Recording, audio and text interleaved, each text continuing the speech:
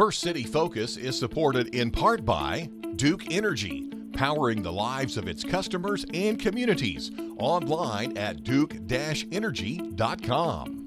Good Samaritan, a regional healthcare center offering a variety of services from primary care to same-day joint replacement surgery and more.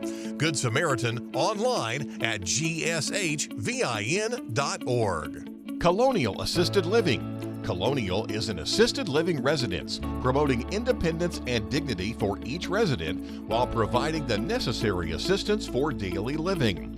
Colonial Assisted Living, 1622 South Hart Street Road in Vincennes, 812-895-1504. And by WVUT viewers like you. Thank you. Thanks for tuning in to First City Focus. I'm your host, Allison Bowers. On this episode, we'll talk with the Knox County Chamber about the upcoming Watermelon Festival.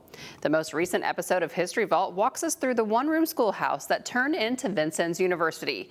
And Knox County Soil and Water Conservation District explains their upcoming Wabash River Expedition. We have these stories and more right now on First City Focus.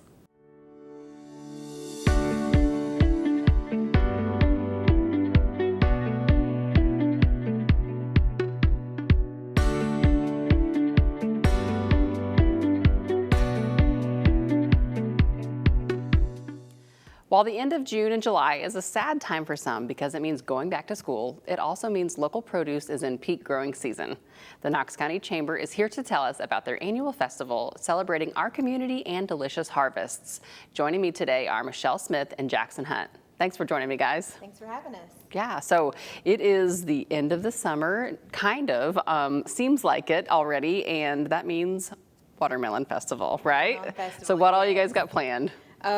We have the usuals planned, the usual lineup. So the dates are August 7th and 8th this year. So Friday night we'll start with our vendors. We'll have all kinds of food vendors and craft vendors and a band. We have the Fun Duns coming to play for us Friday night.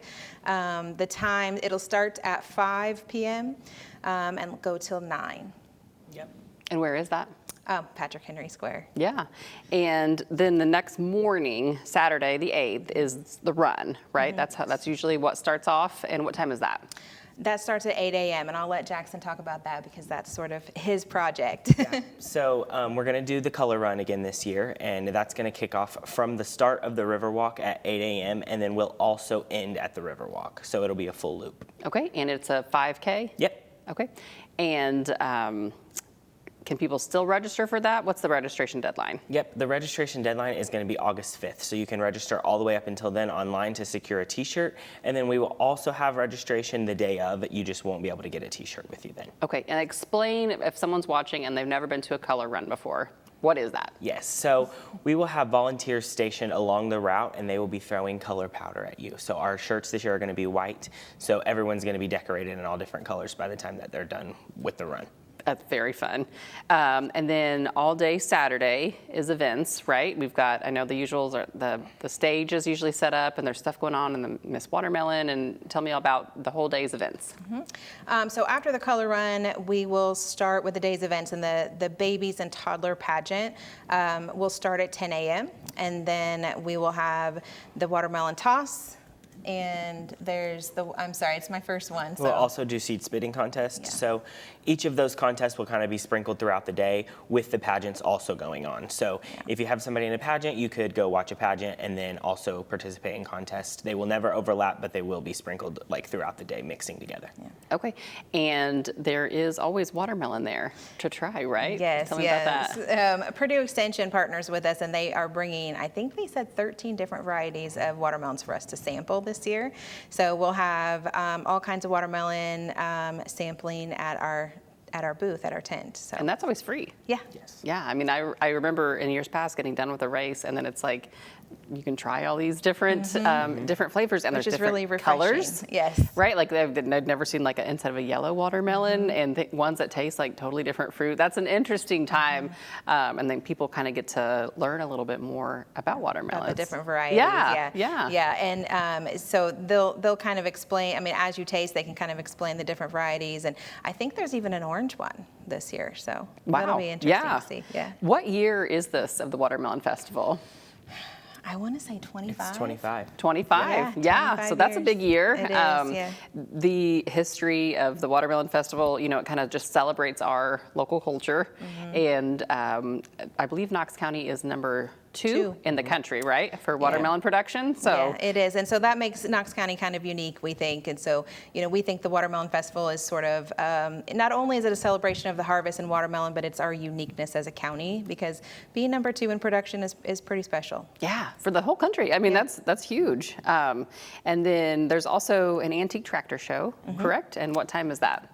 That's just kind of all day on Saturday. So is it Friday and Yeah, they'll bring Saturday? tractors down Friday evening, and then those will be available to look at, take pictures with all day Friday and Saturday. Right, and I think that kind of plays into the agricultural, you know, celebration. You're celebrating the watermelons, but you're also celebrating the farmers and the people who put in all that work, and you know, that's a year-round process, and we get to enjoy them now, but they're working on it in the winter, and you know, planting and growing and picking and planning and all of that. There's a lot to it that we don't. Yes. That if you're, unless you're a farmer, you don't know. Right, So, right, but yeah. that's kind of a fun, you know, to get to see the tractors and things too. For Kind sure. of, you're learning, kids get the chance to learn about the agricultural And there'll side. be some modern tractors, but there's also some older historic tractors that are kind of cool that, Right. that are very unique that people probably haven't seen before. So Okay, and you said the fun duns are Friday night, and they're playing for how long? from 5 to 9, and they are bringing some of their other musically talented friends with them, so they'll kind of share the stage that night. We will have Kelsos is setting up the bar, so if you want to have a drink and come down and listen to music and grab something to eat, it'll be a good time. Yeah, so what food do you have? Oh gosh, we have about 35 vendors this year. Wow. So, and that's, I mean, it's food vendors, drink vendors, and, you know, craft vendors, things like that as well.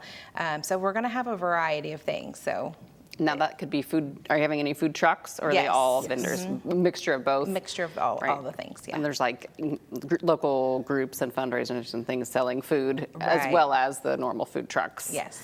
And then what's the ending event? Does it all end with the Queen pageant? Is that kind of the grand finale? Yeah, so the Miss Watermelon pageant starts at 3 p.m. And so as soon as that's over, then, you know, the food trucks will be around for a little bit, so you can grab another bite afterwards on your way out. So Yeah. Yeah. And what are the requirements for someone to be in the Miss Watermelon pageant? Registration is still open right now, so if they wanted to register for Miss Watermelon, they can grab a registration form online. But we need your t-shirt size so that we can get your pageant t-shirt ready for you. As far as requirements go, I'm going to let Jackson handle that one too, because he's been handling the pageant for a Of long course. time. The requirements, there's many different options of pageants that you can participate in, so we serve all ages. The baby toddler pageant is from infants all the way up until 5 years old, and then we have the Miss Tiny Teen, and that's from 5 until 18, and then the older pageant, that will be the Miss Watermelon pageant, and that comes with a $500 scholarship for the winner. Oh, So- wow, okay.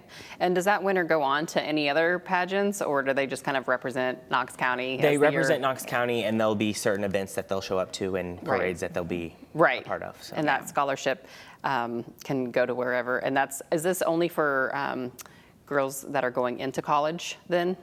Yeah, so it's going to be around that high school age. Okay. Mostly graduating seniors that will Graduating participate seniors. and then get that scholarship. Yeah, perfect. Anything else you guys want to add just about the festival? Anybody who's kind of looking at their schedule and thinking, you know, what am I going to do August 7th and 8th? Definitely come down. It's going to be a great time. We do want to give a huge shout out to our presenting sponsor, Sparklight. Without them, none of it would be possible. And then all of our other participating sponsors. That it's just such a good event to like bring the community together. And without all of our business partners, it wouldn't be possible. So. Right, okay. Well, thank you very much, Jackson and Michelle, for joining me. It's been a pleasure having you. Thank you. We'll see you August 8th at the Watermelon Festival. Our area is certainly known for its watermelons, but another thing that comes to people's minds when they hear Vincennes is Vincennes University. But how did the university that now has over 180 degree options and multiple locations begin? Would you believe it was in a one-room schoolhouse?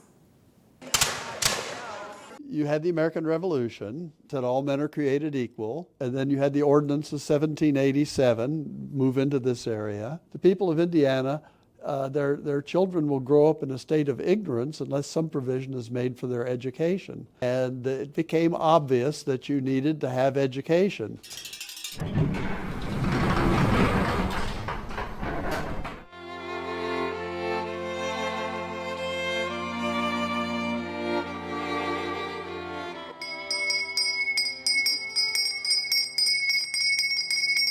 So welcome into the schoolhouse. We have this massive, great big room which was converted into the schoolhouse. This was probably where the priests originally would have eaten and congregated. They would have actually had dorm rooms upstairs, but we also have two other separate bed rooms, one of which was used by Father Rivet, who was the first teacher here, and he was allowed to have his bedroom here in the schoolhouse. So what we would have done is the school children would have come in and they would have sat on these benches. And these benches were not designated in grade order like we're expecting from like Little House on the Prairie, etc. This one-room schoolhouse was designed to just keep the children occupied to learn their lessons. And yes, they were different levels. You might have a 7-year-old sitting next to a 15-year-old because both of those were at the same level of education. Basically, if the parents in the town could afford to release their child from their work duties, then that child will be able to come to school. But that child might not be able to come to school until they're 12 years old. And then they might only come for a couple of weeks and then have to go back and help mom and dad. They might come for a few months and then have to go back and help mom and dad. So it was a privilege to come to school for any of those students who were here. And so a lot of middle class people could afford to have their children here. And they would sit on their benches and Father Rivet, the teacher, would know basically what level they're at. If you have a government just of our betters, they're the only ones that need to go to school.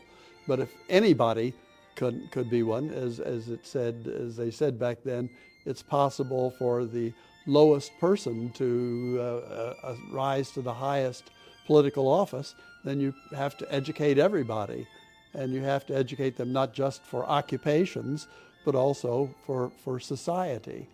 And so Thomas Jefferson particularly advocated setting up schools, and Governor Harrison out here knew that, and so he appealed. He said, well, we'll name the school after him, Jefferson Academy, who was the president at the time. This is Jefferson Academy. Jefferson Academy was established in 1801. This is actually what the old French houses used to look like in the early 1700s to late 1700s. And so basically this used to be a priest's house that was actually located at the cathedral down the road on First Street now.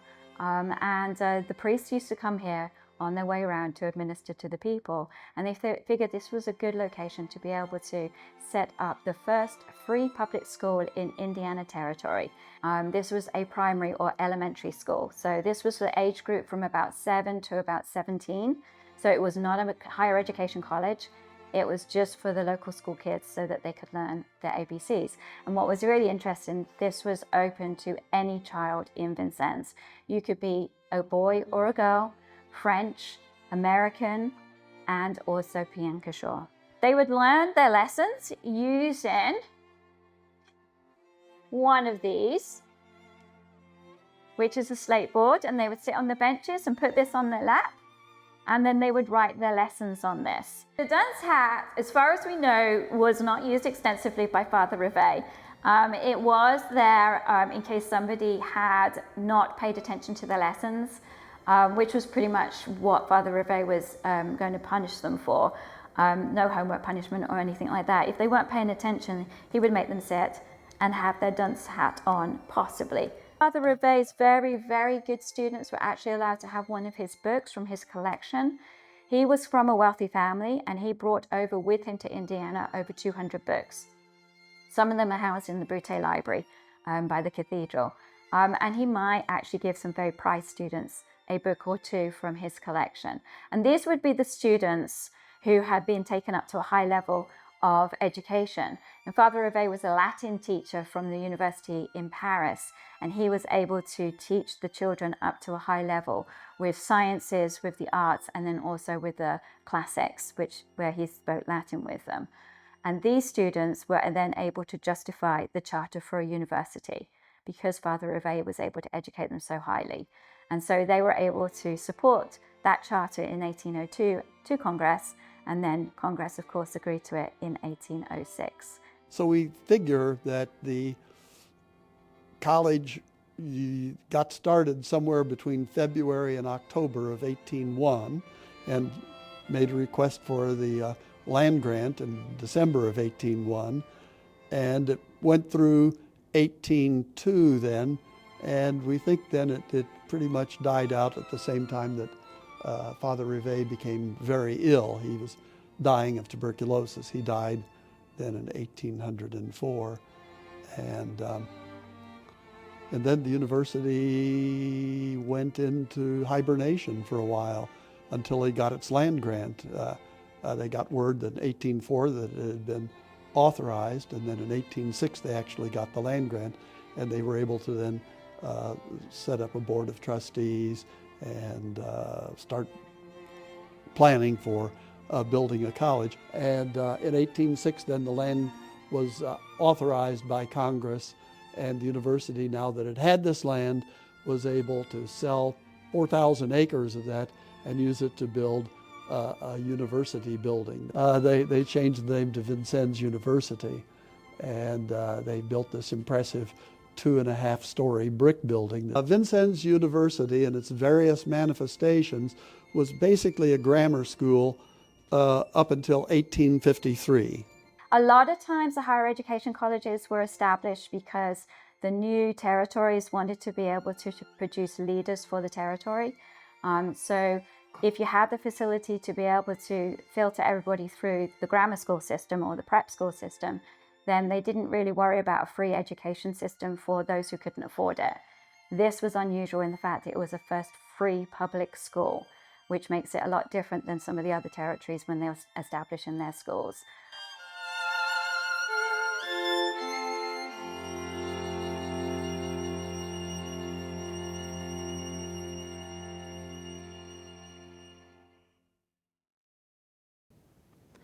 To watch all episodes of History Vault, you can check out our WVUT YouTube page. A group of local 7th graders are going to get a chance to experience one of the coolest field trips I have heard about in a long time. Here to tell us about the Wabash River Expedition are Christopher Nettles and Gavin Bennick with the Knox County Soil and Water Conservation District. Thanks for joining me today, guys. Hello, thanks for being here. So tell me about, this is the expedition. It's the first expedition of this kind. Explain it to me like I've never heard of it. It's the first in our county. Sullivan County's done this project for about 24, 25 years now. So we're kind of piggybacking off of them. We actually went up and helped assist in their field trip last year to get a rundown of how it all is going to operate so that we can bring it here to our local students. Okay, and it's 7th graders, what school gets to participate, or how does that work? Yeah, so it'll be all the county schools. On Monday, we'll start with North Knox, and Tuesday we'll have South Knox and Rivet, and then we'll split Clark into 2 days. It'll be Wednesday, Thursday. Okay, so 7th graders show up, and they are starting where? So we'll start out at Wabash Trails, and we will launch from there, and we'll take out at the George Rogers Clark Memorial. And so when you say launch, you mean get in the water, Correct. right? And take off. So they are actually getting in the water. They're putting on their life jackets and... They'll show up, the bus will bring them, drop them off. They'll get fitted with life jackets, paddles. Teachers are going to have them assigned to groups that they'll be in on the rafts. Our conservation officers are going to give a water safety talk, and then we'll have volunteers lead them down the trail to the sandbar of the river, where we'll have the boats staged and push them up. Yeah. So we'll see you 3.5 miles So it downstream. doesn't matter if they have any boating experience or not. They get to participate. Yep. Correct. Yeah. And what are, about how long is that in the boat that they're riding? Anywhere from, I would imagine there'll be some competitive groups, so an hour and a half-ish to, there'll probably be a group that comes in at 2 hours and 45 minutes or so. Okay. Wow. That's a long trip. Yeah. And then when they get off the boat, and then you have things set up for them when they get off the boat as well, correct? Correct.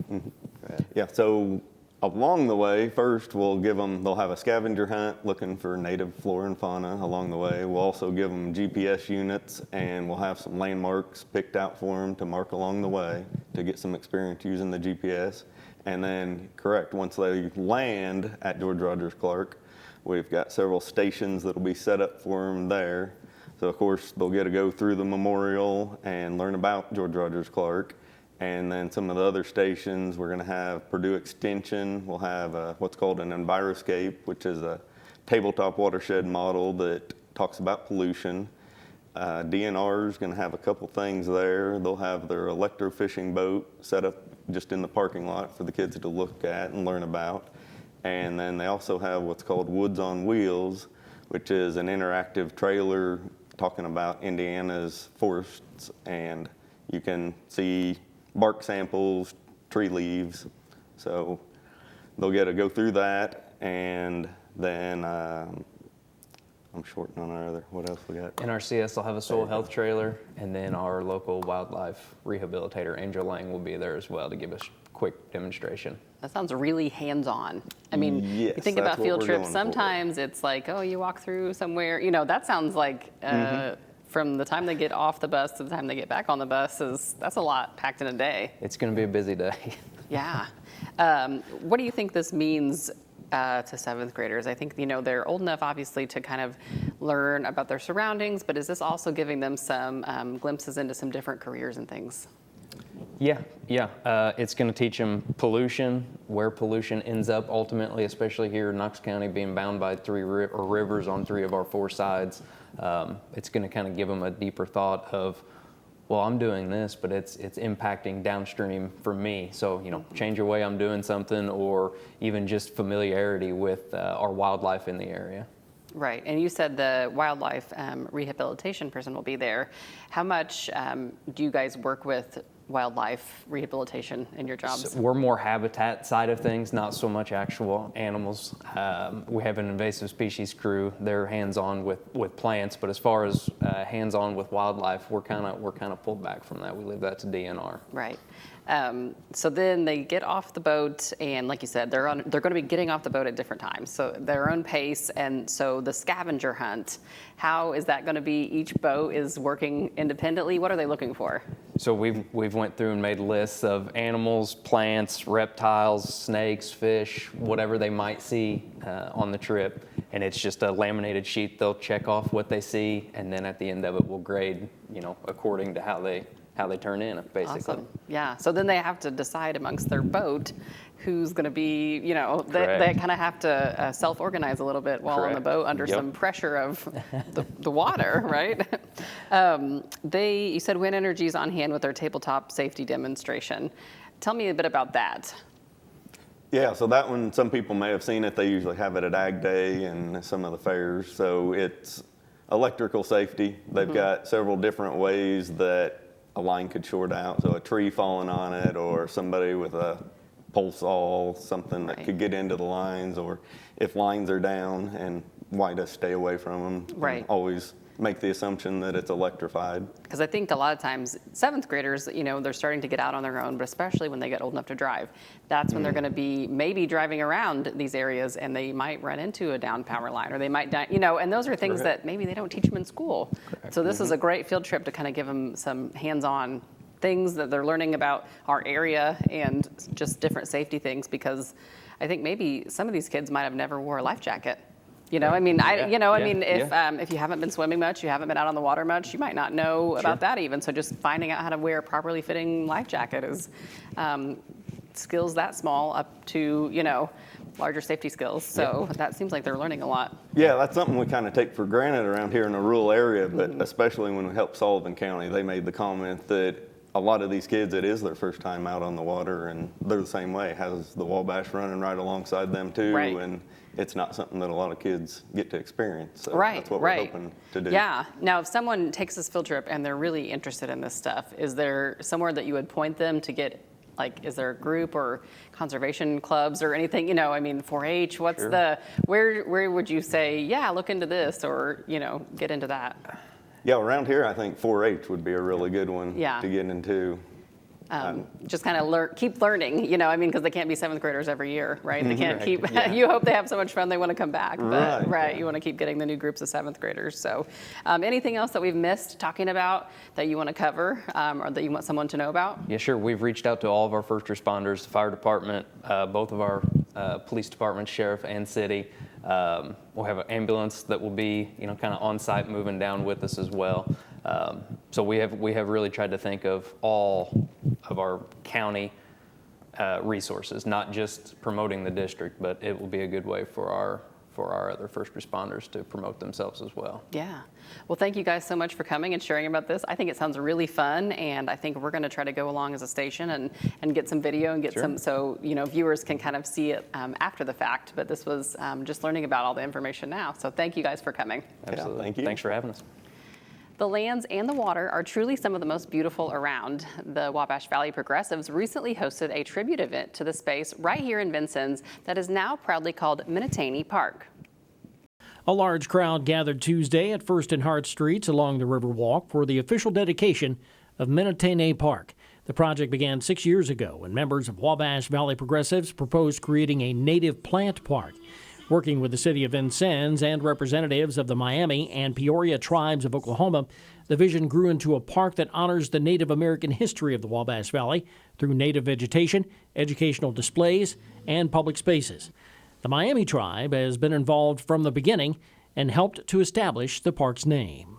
And, you know, the reason that's important, Minooteeni Park, at Achipakakionge, at the place of the roots, is because this was an actual Piankashaw village. This was a place of our homes.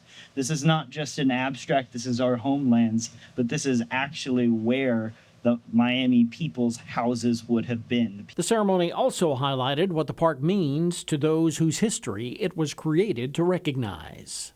It's America's 250th this year, and so it's a struggle because Black, Brown, and Indigenous stories are not very popular to tell.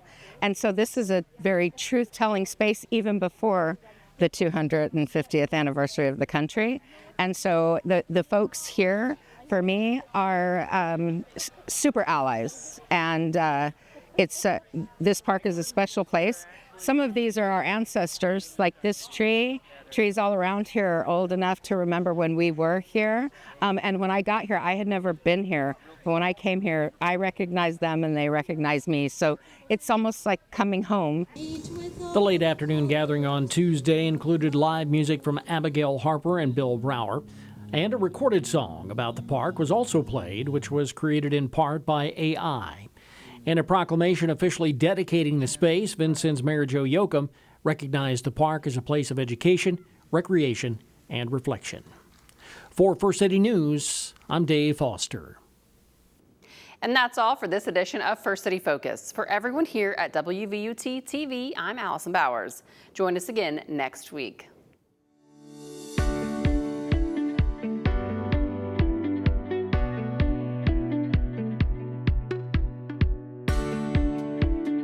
First City Focus is supported in part by Duke Energy, powering the lives of its customers and communities. Online at duke-energy.com. Good Samaritan, a regional healthcare center offering a variety of services from primary care to same-day joint replacement surgery and more. Good Samaritan online at gshvin.org.